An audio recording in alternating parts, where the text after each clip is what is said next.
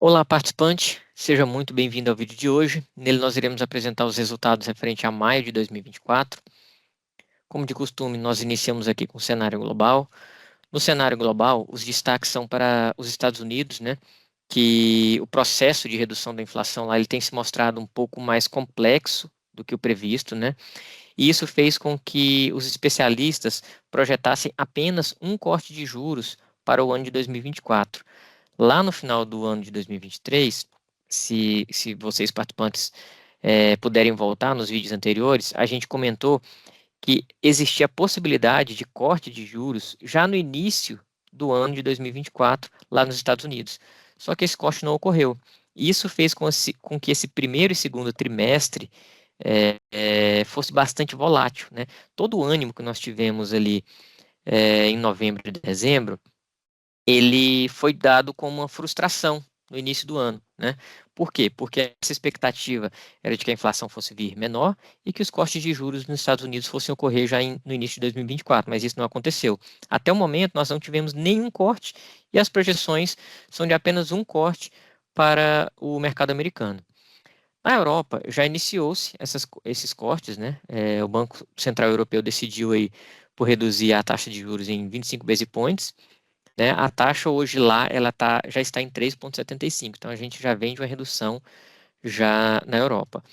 E a China também, ela surpreendeu, né? No primeiro trimestre aí, o PIB, a expectativa de PIB é para algo em torno de 5%, né? E, e ela vem surpreendendo positivamente. Mas o que vem afetando o mercado nacional, né, os nossos planos de benefício, que seria o que a nossa bolsa, né, a nossa curva de juros, é o mercado americano, que de fato ele está travando, vamos dizer assim, uma possível expectativa de alta nos nossos resultados. Esse gráfico aqui é importante porque ele mede a temperatura, vamos dizer assim, da economia de vários países do mundo, né, tanto desenvolvidos como subdesenvolvidos. É, o PMI, né, como eu falei, ele mede a temperatura. Quando ele está acima de 50%, 50, né, quer dizer que o país ele está em expansão, né? Então, a gente observa aqui que os Estados Unidos ele vem em expansão, está em 54,5. Porém, quando vem abaixo de 50, ele está em retração, como, por exemplo, aqui a França, né, que está em 48,50. Porém, os Estados Unidos ele tá em expansão, como a gente pode observar, de 54,5, porém, é, a expectativa é de uma redução na inflação. Só que quando o país ele está em expansão, automaticamente a inflação sobe. Então isso tem sido ali um gargalo, né? O país ele vem crescendo, mas consequentemente a inflação também ela está travando. E isso está fazendo com que essa expectativa de corte de juros ela se prolongue, né? E vem afetando aí os mercados nacionais. Então, esse gráfico ele explica um pouco. Os Estados Unidos ele vem bem, ele vem se expandindo, né? Porém, pelo lado que nós queremos, que é a redução da inflação, isso aí vem afetando um pouco e acaba atrasando aí essa redução. É, aqui a inflação, né? Também nos diversos países, a gente observa a inflação anualizada, né? Aqui até então, quando nós tínhamos o gráfico aqui, era até o mês de abril, né? Então a gente observa aqui que, por exemplo, nos Estados Unidos a inflação lá estava em 3,4, né?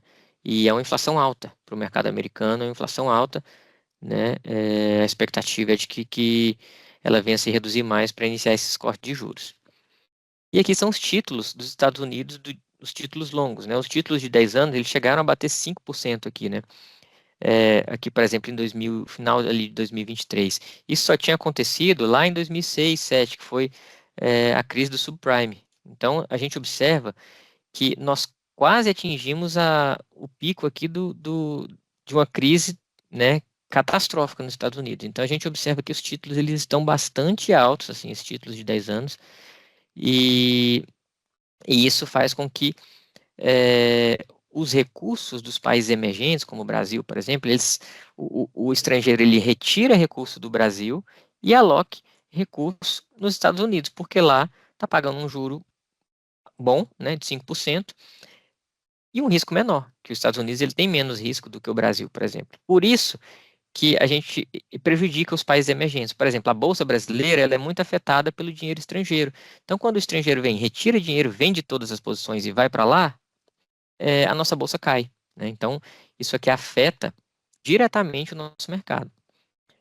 E aqui a gente observa a curva de juros, por exemplo, em 2022, esses juros ele estava próximo aqui de 1,9, em janeiro de 23 estava próximo de 4, já em 31 de maio ele estava próximo de 5 aqui, né? Então, essa curva de juros aqui, ela vem aumentando. Isso aqui é americano, tá? Juros americano. Agora, partindo aqui para o cenário local, o Copom manteve a taxa Selic em 10,50, né? Já era esperado aí pelo mercado. A inflação no mês de maio, ela veio em 0,46, né? É uma inflação razoavelmente alta, né, pela expectativa, muito por conta aí dos preços dos alimentos e bebidas, que avançaram em 0,62 em comparação com abril, né? É, o grande gargalo, vamos dizer assim, do mercado local é a política fiscal, né? É o cumprimento ou não do teto de gastos, se vai haver déficit ou não. Então, é a política fiscal que vem impactando diretamente aí os nossos resultados, né? Por conta das incertezas, né? Se nós iremos ter déficit ou não, se vai, né, conseguir cumprir o teto de gastos, enfim. É algo que ainda está incerto, o mercado ele não acredita ainda no cumprimento aí do arcabouço fiscal. Aqui são alguns indicadores macroeconômicos, né?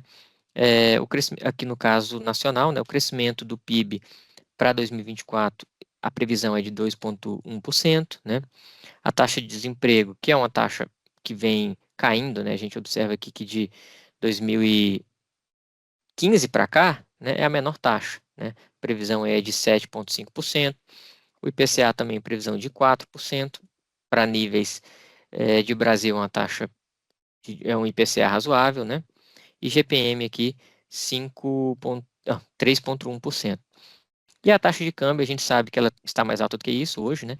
Mas a previsão aí é de 5,10. E a Selic que se mantém em 10,50 até o final do ano.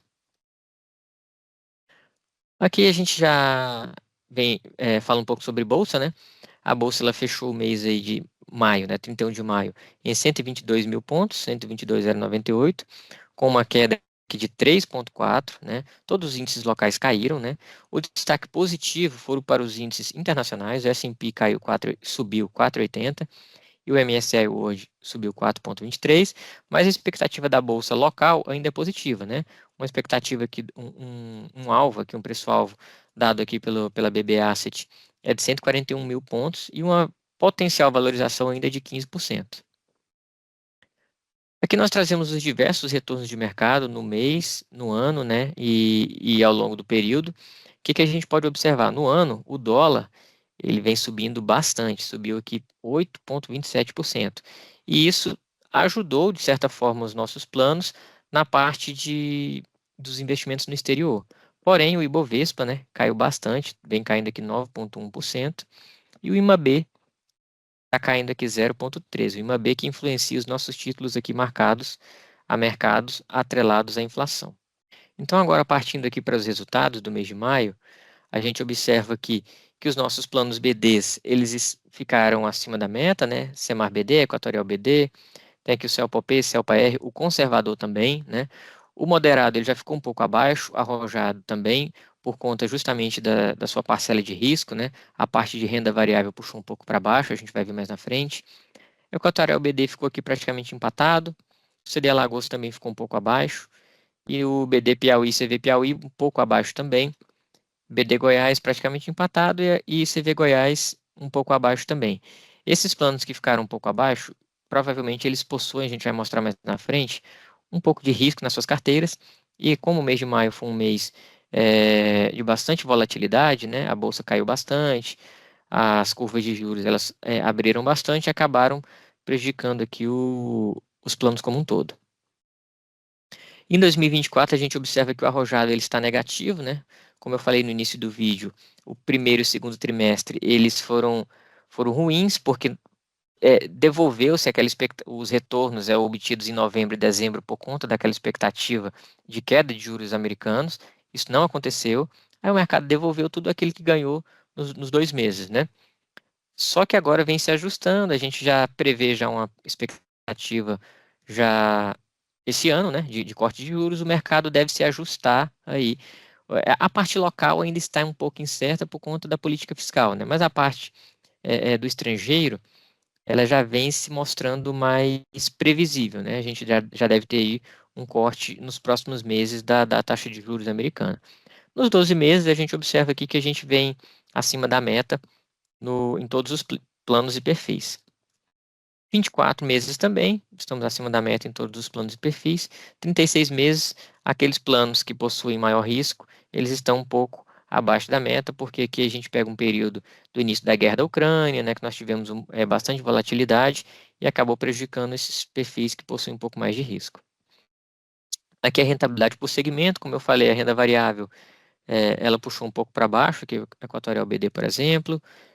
A renda fixa ela já foi positiva em praticamente todos os planos, né?